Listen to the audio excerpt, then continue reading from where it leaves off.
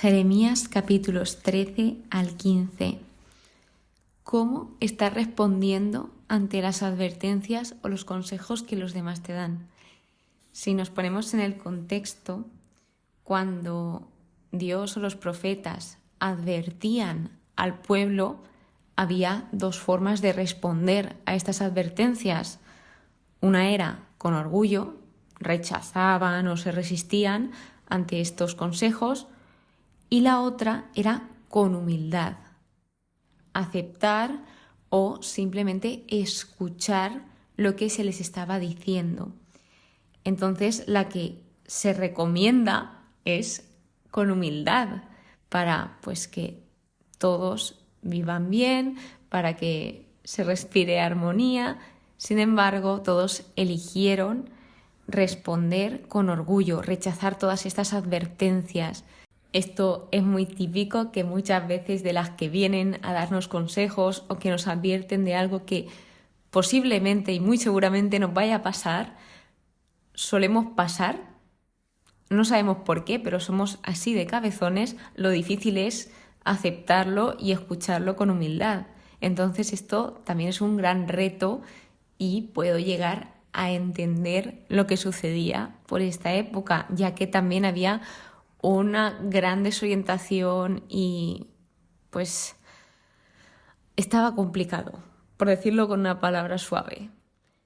Así que entran las acciones simbólicas, algunas de ellas en estos capítulos, que estas ocupaban y siguen ocupando un lugar importante en la actividad de los profetas. Estas ayudaban a entender mejor lo que se les pretendía decir, ya que lo que hace es explicar esa acción simbólica, la presenta y luego la explica o dice las razones. La primera es la faja de lino en el río Éufrates, que lo que Dios le dice a Jeremías es primero que compre una faja de lino y que se la ponga en la cintura, que no se la meta en agua.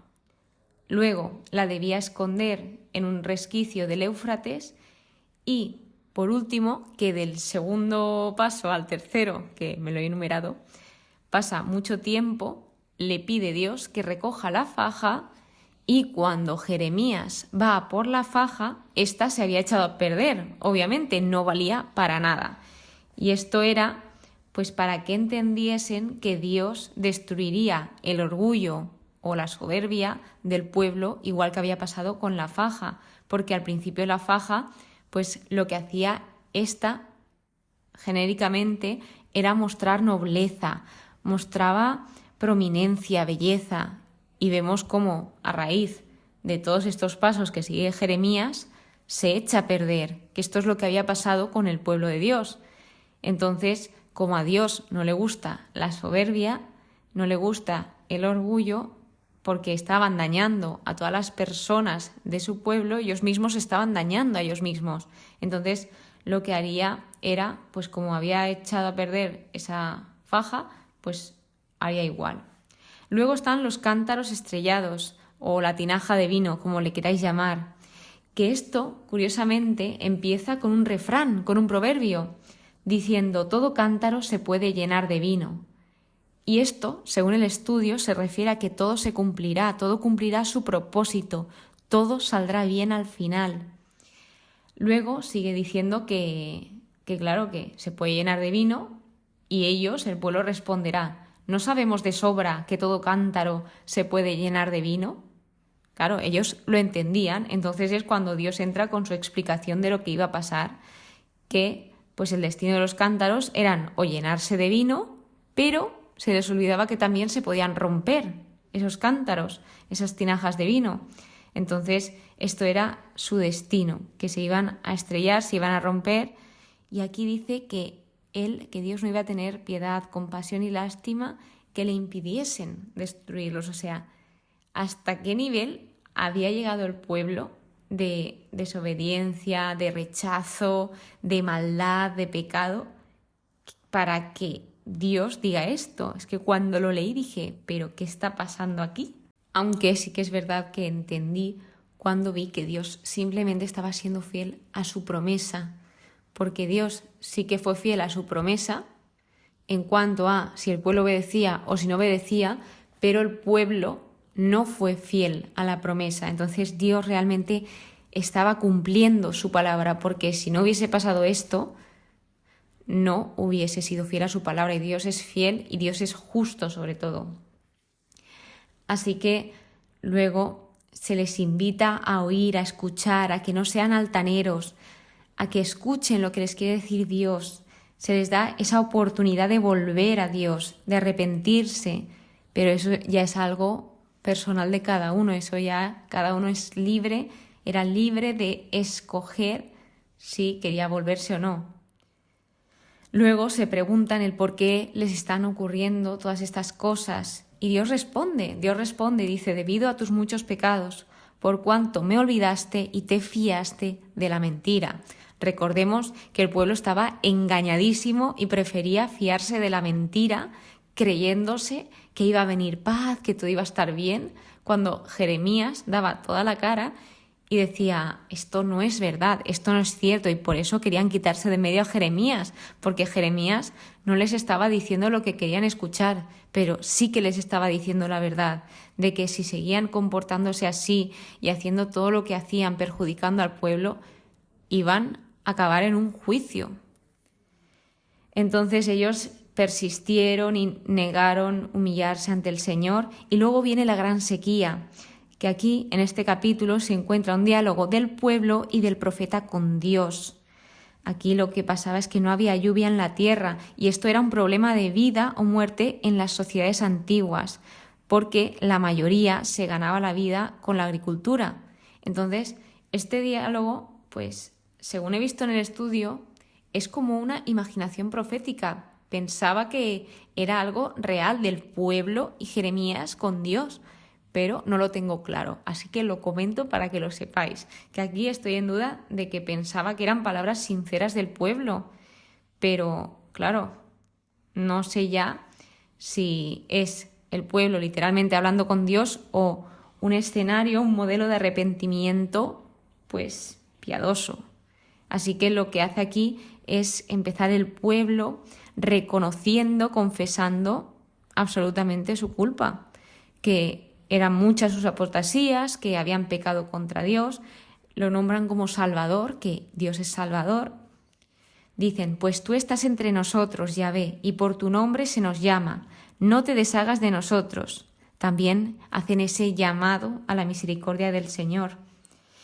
Y Dios habla, pero Yahvé no se complace en ellos. Ahora se va a acordar de su culpa y a castigar su pecado. ¿Por qué? ¿Por qué no se está complaciendo a pesar de que, oye, no quería Dios simplemente esto, que reconociesen sus culpas? Sí. ¿Eso? Sí. Sin embargo, hay algo que se nos puede estar olvidando, y es que Dios quiere que se reconozcan nuestras culpas con corazón sincero. Entonces, ¿por qué no se estaba complaciendo? Porque no era real. O sea, era un arrepentimiento maravilloso, porque era ideal, pero no era real, no era sincero. Entonces, claro, si tú te estás arrepintiendo de algo que realmente no te arrepientes, decía el sacerdote de mi parroquia, me arrepiento y luego miento, arrepentí, miento. Que no hagamos eso, que seamos personas que cuando se arrepienten, que se arrepientan de verdad, que se arrepientan de corazón. Continúa con que las mentiras y que los falsos profetas tendrán sus consecuencias, tendrán su juicio. Luego sigue el pueblo reconociendo sus maldades, reconociendo su pecado, pidiéndole a Dios que no les desprecie, que no los deshonre, que no los anule. Es un enfoque diferente de petición. También le dicen que esperan en Él, porque Él hizo todas estas cosas, o sea, están reconociendo la grandeza de Dios. Sin embargo, en el capítulo 15 ya nos dice que aunque los grandes intercesores, como lo fueron Moisés y Samuel, intercedieran por ellos, no les haría caso, porque el destino del juicio y el exilio era seguro, ya estaba escrito, nada podía cambiar esto. Así que, bueno, pues sigue contando las razones del juicio, o sea, realmente les están explicando muchísimas cosas de por qué está sucediendo todo esto. Continuamente se les están dando razones, porque han abandonado a Dios, porque están tratando mal al pueblo, porque se fían de las mentiras, porque hay corrupción, porque hay violencia. O sea, continuamente Jeremías nos está diciendo las razones y Dios es Dios a través de Jeremías. Luego, por último, acaba con la vocación del profeta Jeremías renovada, que este es un nuevo diálogo con Dios. Vemos una crisis interior de Jeremías, porque Jeremías también tenía crisis interiores a pesar de su buena relación con Dios. Es humano. Entonces aquí habla de una nueva conversión y Jeremías lo que hace es ir a Dios en busca de protección y justicia cuando estaba siendo perseguido por causa de la justicia, por causa de decir la verdad. Así que él empieza ese diálogo reconociendo que Dios lo sabe todo, tú lo sabes, Yahvé. Aquí muestra esa seguridad, esa fe que tiene, y después de mostrarse seguro y de mostrar su fe, de reconocer a Dios, dice las peticiones que tiene en su corazón. También continúa conversando con Dios, diciendo: cuando tus palabras me llegaban, yo las devoraba. Era tu palabra para mí gozo y alegría del corazón. Luego comenta momentos en el que él se sentía solo humanamente, porque él era consciente de que Dios estaba con él, pero humanamente sí que se llegó a sentir solo, porque él no se juntaba con personas que lo llevasen por mal camino. Nunca me mezclé con gente alegre, amiga de la juerga. Por voluntad tuya anduve solitario, pues me habías llenado de rabia. Entonces le cuenta esto y Dios le responde y le da unas promesas alentadoras que le recuerdan a su llamada inicial, a cuando él era muy joven. Entonces, pues habla de que si vuelve a él, si vuelve a Dios, porque yo te haga volver, estarás en mi presencia, y si sacas lo precioso de lo vil, serás como mi boca. Que ellos vuelvan a ti, pero no tú a ellos. Qué curioso que cuando Jeremías hablaba constantemente de arrepentimiento, finalmente Dios le fuese a hablar a Jeremías de lo que él mismo hablaba. Esto nos suele pasar mucho también en nuestro día a día, que podemos estar dando consejos de, imagínate, del amor mismo, y luego que nos tengan que venir a dar esos mismos consejos porque tal vez en algún momento crítico se nos puedan olvidar o podamos pasar de ese consejo. Entonces, esas promesas que le da es: y pelearán contigo, pero no te podrán, pues contigo estoy yo, para librarte y salvarte, oráculo de Yahvé. Te salvaré de la mano de los malvados, te libraré del puño de los violentos. Así que vemos cómo, pues, a pesar de este ataque de inseguridad, de este momento crítico de Jeremías, ahí estaba Dios dándole esas palabras alentadoras, ahí estaba Dios para darle esa fuerza, ahí estaba Dios para apoyarle y ahí estaba Dios, que es lo importante, su presencia. Así que pues ojalá sepamos reflexionar sobre cuando contestamos hacia un consejo, hacia una advertencia, si lo sabemos acoger o por lo menos simplemente escucharlo o directamente ni escuchamos y lo rechazamos. Muchísimas gracias por estar aquí, muchísimas gracias por escucharme. Espero que pases muy buen día y que Dios te bendiga.